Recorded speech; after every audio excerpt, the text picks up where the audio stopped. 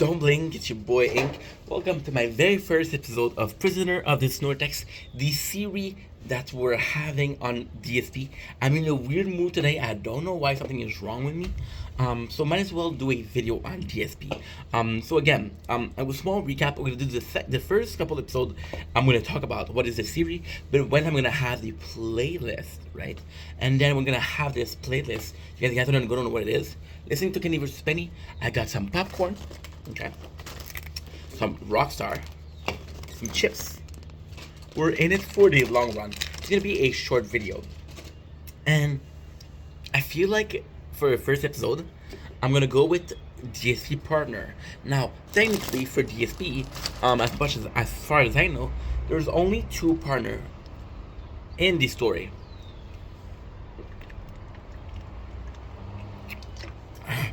Not this series. I don't know if that's it. It's a good expression for a man 15 plus years of content creation, right? It keeps on saying that. But there's two women in DSP life, as far as we know. The first one was DSP, Pendley. See, I'm in a weird mood today. Sorry. The first one was Pendley, and Pendley. I wasn't around for Pendley. I was around when Cat came up. First Cat came up. I remember playing Genshin Impact and hearing about the Shadow Wedding. But Shadow Wedding is gonna be another video. This is entirely about analyzing the two partner. See, it's kind of funny because DSP. So I think we should start with how I think DSP is as a lover. I don't think he's abusive. I don't think that he's a dick to his wife. I don't think that he possibly has some narcissistic tendency where he talks about his day, talks a lot about his things and what happened. See, there's a problem with Phil. There's a huge problem with Phil. Huge problem. See, I think I feel like the side that he talks so much about the D1 podcast. So the reason why I'm doing a lot of videos is because I'm talking to you guys, right? But otherwise I'm talking to no one. And I feel like I'm doing videos to compensate for that, to overcompensate for that. The fact that he does an hour and a half podcast every single day feels like he's overcompensating for having somebody that doesn't really listen. Now, Kat, I don't think that when I see Kat, I don't think she's the best listener. Here's why. I feel like Kat is very pacifist. She's very submissive, but not to DSP, to the world in general. Kat is, to me, sounds like the kind of person that's just gonna allow life to take advantage. Just gonna allow life to continue its track. See, I feel bad. I do feel bad because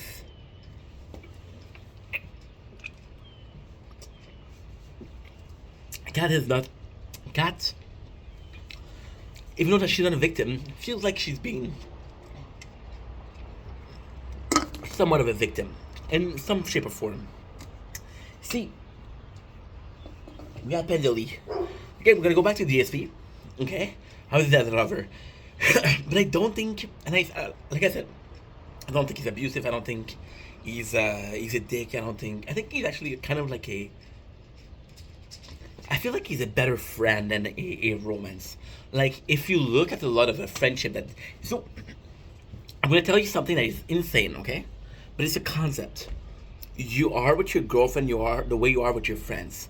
If you have a lot of friends, if you're a good person with your friend really like you, it feels like you're gonna be a good boyfriend. And I'm again thinking about boyfriend for two reasons. I'm a dude, and DSP's a dude. I feel like the way you interact with people is gonna be, oh well, if you're a good person, you have good interaction, people are gonna be attracted to you as a friend or as a relationship. So if you look at DSP, he isn't the guy with the most friends. I find it extremely weird. And you've been doing this for 16 years and you don't have a friend. And among the year, we saw multiple of his friends. We saw multiple of people that came out.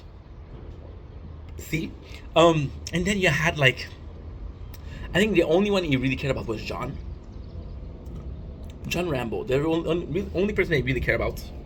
And I feel like it's because John was loved. John was actually like, John was the guy that had a lot of fun. If you look at this Project 7, John was with Howard, was with the Rat Pack. See, John was the charismatic person. He was the guy that was funny to approach with. There's a reason why people prefer John or Rambo and Project 7. It was coming out as a more genuine person on screen than DSP. I feel like DSP kind of love for John was that John was popular. DSP had viewers. DSP had the views, but that was online. That was online. And again, if you guys remember back in the days, DSP didn't have direct capture, he didn't do streams, he recorded videos and then uploaded them. So you see, by uploading them, he didn't have this constant people talk. So when he had John, he was like, I'm so popular, right? I have a lot of views, but now I'm popular because I'm with John. And John is popular, so I'm popular with Proxy. And then I feel like when he cares, DSP really cares. Like you can see him acting with Jasper Kitty. You know what? I'm gonna be a dick. I'm gonna be a dick, and I'm gonna say he's with Jasper. He is the same with Jasper that he is with Kat. When they're around each other, he's very caring, he's very loving. But when she's not around, I don't think DSP thinks about Kat. I don't think DSP is head over here with Kat. I feel like they really fell into a hole of, well, we're together for a lot of years. Like, let's make the best of the situation. A lot of people call them roommate situation because they sleep in different bed, and I do feel like it's something that applies. But then again, DSP as a lover, I feel like he do something very manipulative because he did it to both Pendley and Kat. So if you look at the love movie, if you look at the romance rom-com, a lot of the characters are gonna say, "Hey, it's us against the world." So DSP was like with Penny Lee, it's like, "Hey, I have a lot of haters. They're gonna hate you. You good?" And then with Kat, he said the same thing. Now, the amazing thing with Penny Lee and Kat is that in psychology we have something called the fight or flight response. The fight is the fact that I'm fighting against adversity, and the flight is the reason I'm running away. So with Penny Lee, you had fight, and I feel like DSP was almost more loving with Panda Lee than with Kat. But then I do feel Panda Lee was fighting, Kat was running away. Kat, she gets hate, she'll run away. She won't answer, she won't engage with the troll. Panda Lee was like, fuck you. I watched this I was gonna say documentary, but this Andrew Fest with the Almighty Tevin. Like 7 hours of Panda Lee being a toxic biatch. Now, with Panda Lee, sadly, I feel like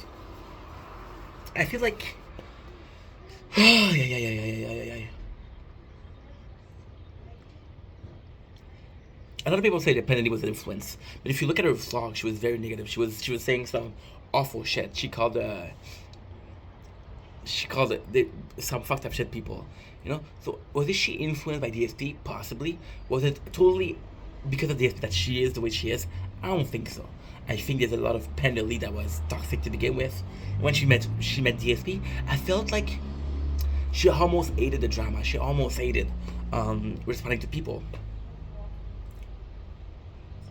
But then, you know what's crazy with Panda Lee? You know what's the most beautiful thing about Panda Lee? You know why I kind of prefer a lot? I prefer a lot Panda Lee to Kat. There's a time where she understood that the hate that she was getting was because of DSP. There's a time where, with DSP, people were caring about Kat. They were caring about Panda Lee, and because they were caring, she was nicer.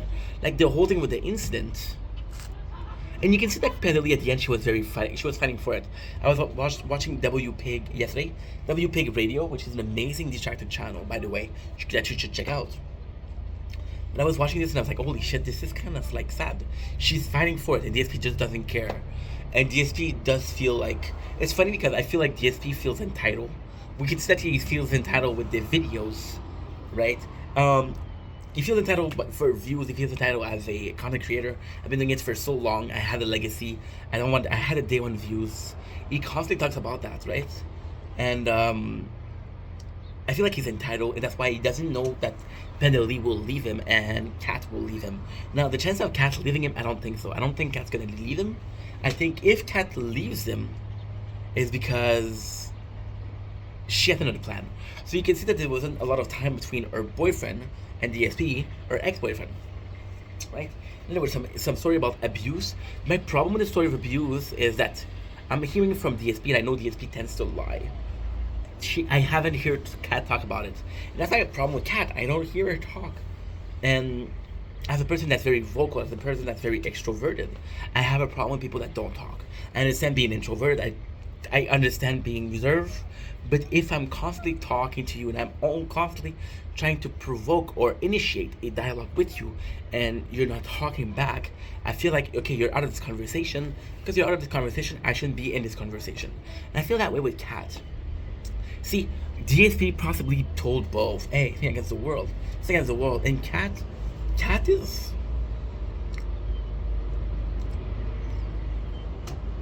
I do feel like it's a roommate situation. But coming back to difference, to the idea of the videos is that... the idea of the video was that Kat and Bentley were different response in order of the fight or flight. And I just found that fascinating. And there's a part of me that believes that DSP... There's a part of me that believes that DSP is really smart. Really, really smart. You can see Mike Klum. Mike Klum did a documentary on DSP. Now, again, the reason why we're doing DSP is because out of the law college, he's the most interesting. Right? I have to listen to Boogie. Boogie, the only reason that he's interesting is because he used to be so loved. Now he's so hated. Descent, you know? See, with DSP, I feel like he's smarter than he looks, and he's very charismatic. DSP is very charismatic. People keep calling the viewer of DSP dance. They keep on calling them like a cult following, and DSP is very charismatic. So you saw with Mike Klum. Mike Klum was completely smitten by DSP. Mike Klum never talked bad about DSP, even though DSP left him hanging. And Mike Klum deserves way better than that. See, with Penny, I feel like his woman, the type of woman are more Penny and more abrasive. Feel I love the drama. So we're having a girlfriend. Now I fight back. Feels like justified. It's like, hey, I'm gonna fight back. She's gonna fight back. However, if you don't understand that, if you have a girlfriend like Penny again, it's gonna happen again. And you got with Kat. Even they were very different. And you know what's weird? If you're thinking about physically speaking, Kat and Jolie are very different. However, I'll be admitting, Kat was actually pretty hot when we first. There was an old video. There was a video where she played Assassin's Creed Odyssey. Oh, she's super hot. Okay, super hot is the statement. She was hot. But they have nothing in common. Look at Penny Lee, and you look at Kat. Nothing in common. And you see, with DSP, I don't think you can fall in love with two completely different people next to another. Like, what do they have in common? They play video games. It does feel like DSP doesn't like video games anymore. You know what's sad about the Kat? It feels like I'm shitting on Kat, right? With Kat, I feel like it's a situation where you don't want to be alone. You don't want to be alone. So, like, okay, well, might as well be with each other. There's no love. It's more about tolerating each other. You saw with the dual stream of Yakuza. There's no love. People are literally in the chat insulting Kat. And it's weird because there's the infamous clip of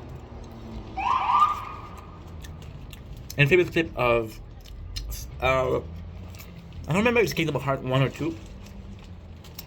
I would say A World That Never Ends. Art 1. Where Liana is fighting with the viewer. And DSP actually vocally say fuck you. It's up only mode. And then years later, viewer insulting Cat. Now the difference between these two events was Penny Lee was fighting back. Penny Lee was antagonizing people. Cat wasn't doing nothing. People were just dicks to Cat. See? But GSP protected Penny Lee and Cat. It feels very odd. My name is Hanu. That's those two's video. Love you guys. Peace.